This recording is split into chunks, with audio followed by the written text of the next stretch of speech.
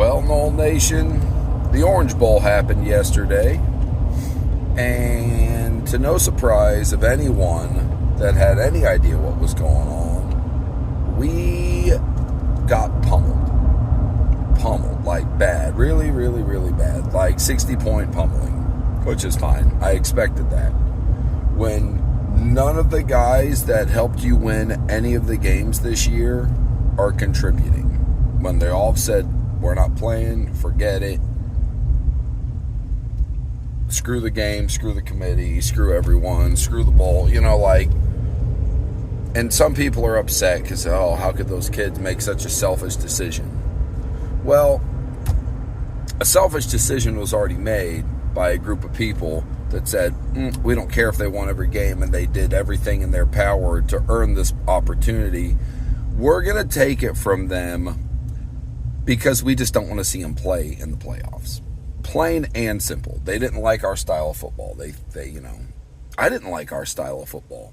I thought that game against Florida and the game against Louisville was painful to watch. I'm a Seminole fan. I thought those games were hard to watch.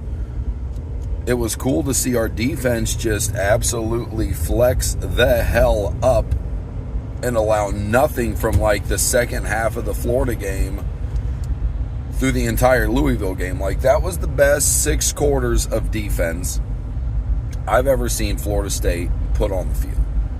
It was heroic, and I loved it. That being said, I can see why the committee didn't want to see us in the playoffs. That doesn't change the fact that we deserved it and we earned it. And no matter, we could have lost by 100, 150, 200. No, nothing that happened yesterday changes my mind that this team deserved to be in the playoffs. Because if we're in the playoffs, State Rodemaker doesn't transfer, so we have a better quarterback on the field.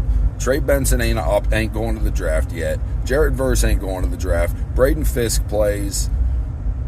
Tatum Bethune's going to sack it up and play. You know what I'm saying? Ronaldo Green, Jarian Jones, all these guys, all these key contributors that helped us win every game. Lawrence Toafili probably pushes off his surgery. We definitely have Johnny Wilson. We most definitely have Jared Verse. I already said Jared Verse. Jaheim Bell and Keon Coleman. I just named all of our production. Those guys every sack that happened throughout the year, every tackle for loss, every forced fumble, every interception, every touchdown run, every touchdown throw, every touchdown catch that happened throughout the entire year wasn't available yesterday. And then people are, they got killed. It's embarrassing. It's not that embarrassing. Our third stringers and second stringers can't beat Georgia's starting team. Okay, we knew that a month ago. We knew that 2 months ago. We knew that before the season started. Georgia, Alabama, Ohio State, those teams have way more blue chip talent. They got way more 4 or 5-star guys than Florida State does, which means Florida State's top heavy. We're very good in our ones and even bleeding into our two deep. Go, dude. Our 2 deep a little bit. So, obviously, if our starters can go, I don't know if we can beat Georgia. We probably lose by, 7 points. They're probably a touchdown better than us because they would have been able to drag us into the deep water, get into that fourth quarter, and they just would have had more horses to throw on the field and grind it out than we did. So, I'm not surprised at the outcome. I don't care how ugly that game got. It wasn't going to surprise me. I knew we weren't going to move the ball. And the thing is, Georgia wanted that win, and we didn't. Georgia wanted to go win that game. Georgia wanted to end their season on a high note. We ended our season on a high note. We went 13-0. We won our conference championship. We did everything in our power to beat every team that was in front of us. Georgia failed to do that. They failed to beat Alabama and cap off their season with a conference championship. I know we played Louisville, they played Alabama. It's different, and I understand. I'm not stupid. If Florida State would have played Alabama in the ACC championship, they probably would have beat us by 20 points with that offense. We weren't going to hold Alabama scoreless. So, but it's just really weird, and it's like that. It's discouraging that Mike Norvell has brought and built this thing all the way back up. We win 10 games last year. We go undefeated this year. And then that one playoff committee decision, it kind of hurt the recruiting class a little bit. Like, I don't know if Florida State's had good news since the Sunday morning after the ACC championship game.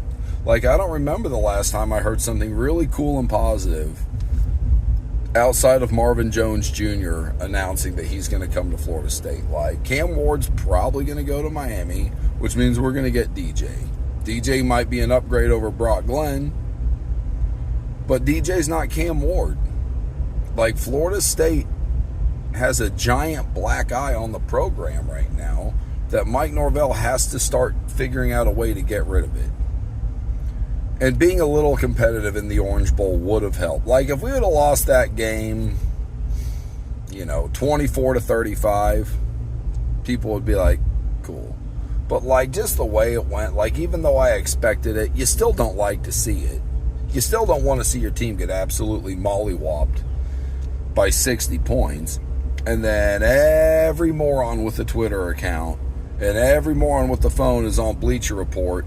Just take, like, people from other fan bases that have nothing to do with us are, like, talking trash. And it's like, do you have no awareness or no intelligence or any form of sports IQ to understand that we weren't supposed to be competitive? At one point, Vegas, before the game, turned off the betting line because they didn't even know how ugly it was going to get. Like, they figured it was going to get ugly. I think at one point it was like a 28-point line, and then they just cut it off. And they're like, you know what? We're going to stop taking bets on this game because does Florida State even have a team to field? So anyway, I hope Mike Norvell can start bringing some good news in. We need the transfer portal to go our way this year. And, man, I hope 2024 we don't completely fall off a cliff. I would like for us to be a 9 or 10 win team in 24. Yes, there will be a step backwards because you can't step forward from 13-0. It's common sense. You're not moving forward. At best, we could stay neutral and rock another 13-win season. And the amount of fifth and sixth year seniors that we had on this team and super seniors, this team was just so experienced. That's what made this team special. And without that experience, next year could be tough. We're going to have some young athletic dudes. We're going to have a lot of talent. I think next year we're going to have some growing pains. And then I think in 2025, we'll be a legitimate playoff contender again. That's my thought. I'm expecting maybe 9 wins next year. We could go 9-4, compete for our conference. We could do something nice next year. It's not going to be a championship. It's not going to, maybe you make the ACC championship game. I don't know. Miami's going to be really good. I know that. Like, I'm a Seminole fan, and people, they don't want to hear this. Miami's going to be really, really good. Like, Miami's probably like a 10 or 11 win team next year. Miami's going to be an absolute problem if they get Cam Ward. So just jot that down in your notebook and try not to get too upset if they beat us next year. So anyway, have a good day. Go Noles.